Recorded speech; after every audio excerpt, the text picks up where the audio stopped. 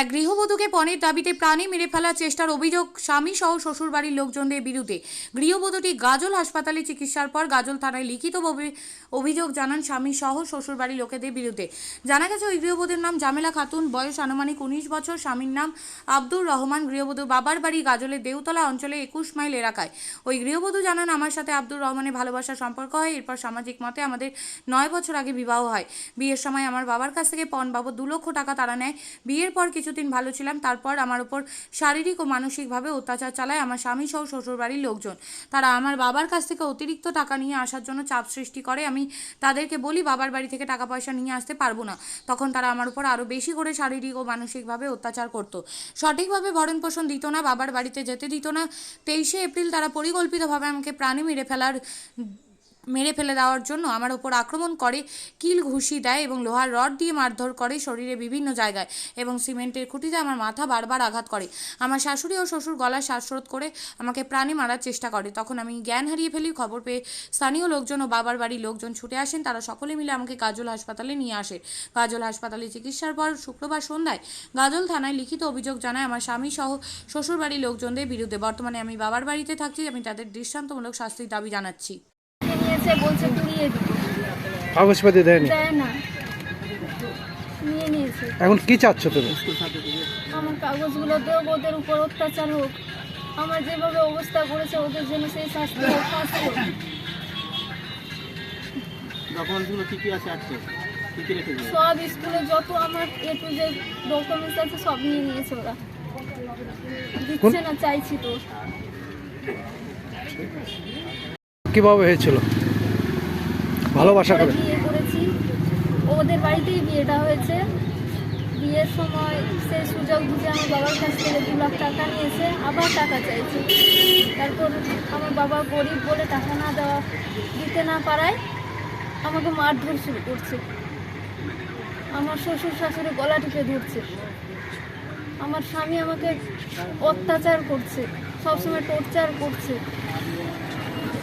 ধরে ধরে মারছে, বাবার বাড়ি আসতে দিচ্ছে না, ফোন করতে দিচ্ছে না, কোনো যোগাযোগ করতে দিচ্ছে না, বাড়ি থেকে বের হতে দিচ্ছে না। গতকাল কি হয়েছিল? গতকাল মঙ্গলবার সকালে মেরেছে, 2 দিন বাড়িতেই রেখেছে। তারপর গ্রামের পঞ্চায়েতের হাতে খবর পাঠিয়েছে আমার বাড়ির লোকের কাছে, 2 দিন তাহলে মেরে ফেলে দিত, এটা প্ল্যান করেছিল। তার আগেও 2বার মেরেছে, আর সব সময় তো রড দিয়ে মেরেছে। আবার গলা টিপে ধরেছিল কে? আমার শ্বশুর শাশুড়ি দেওয়ালে মাথা বাড়ি দিয়ে দিয়েছে। তো হসপিটালে চিকিৎসা হয়েছে কোথায়? গাজল হাসপাতালে। থানায় অভিযোগ করেছো? এখন করবো। থানায় অভিযোগ করবা? কি নাম তোমার? জামিলা খাতুন। জামিলা খাতুন, বাড়ি? 21 মাইল।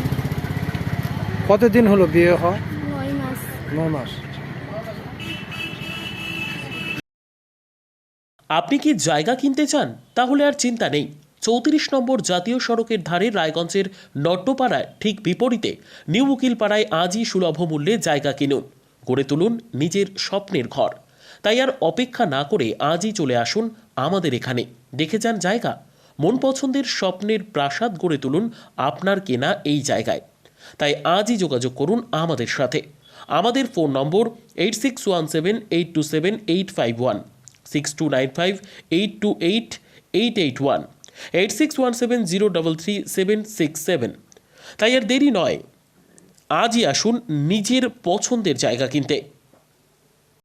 বিয়ে হোক বা যে কোনো অনুষ্ঠান, ছেলেদের আধুনিক মানের পোশাকের বিপুল কালেকশন নিয়ে হাজির গোয়ালপুকুরের সরকার ড্রেসেস। ভালো ব্র্যান্ডের জামা কাপড় নিতে চান?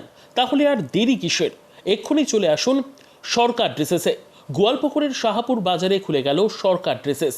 ব্র্যান্ডেড জিন্স প্যান্টের রয়েছে কালারের পুরো গ্যারেন্টি। ব্র্যান্ডেড জিন্স প্যান্ট ছাড়াও রয়েছে শার্ট, টি শার্ট, পাঞ্জাবি, cargo jeans, cotton pant, half pant সহ যাবতীয় পোশাক থাকছে এখানে।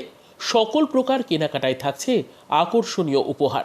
তাই আজই আসুন আমাদের প্রতিষ্ঠানে। আমাদের ঠিকানা সরকার ড্রেসেস, শাহাপুর বাজার, গোয়ালপুকুর, উত্তর দিনাজপুর।